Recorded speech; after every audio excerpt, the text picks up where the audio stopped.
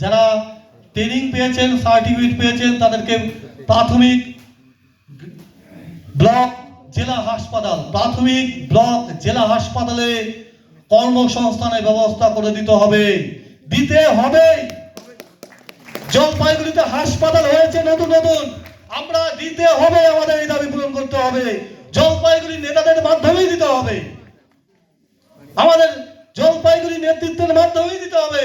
জলপাইগুড়িতে medical college হয়েছে, আমাদের দাবি পূরণ করতেই হবে, দিতে হবে।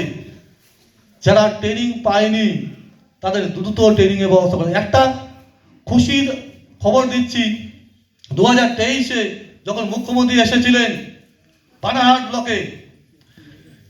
ব্লকে মুখ্যমন্ত্রীর সাথে আমি দেখা করব, এটা প্রতিজ্ঞা নিয়েছিলাম, সফল হয়েছি। দেখা করতে পারিনি, সফল হয়েছি। আর আমার মঞ্চে যে নেতারা রয়েছেন তাদের হালকা ইতিহাসটা জানাচ্ছি। সেই দিন আমি সেখানকার লিডার মাননীয় শেখ ফরিদার নেতৃত্বে মুখ্যমন্ত্রীর সাথে দেখা করব। সারা রাত আমার ঘুম হয়নি, সকাল 7:10 আমি স্কুটি নিয়ে বেরিয়েছি, 9টায় পৌঁছেছি। প্রচুর কুয়াশা ছিল, এই কুয়াশাচ্ছন্ন সময়ের মধ্যে যখন আমি পৌঁছালাম তখনও কিন্তু মুখ্যমন্ত্রীর মঞ্চে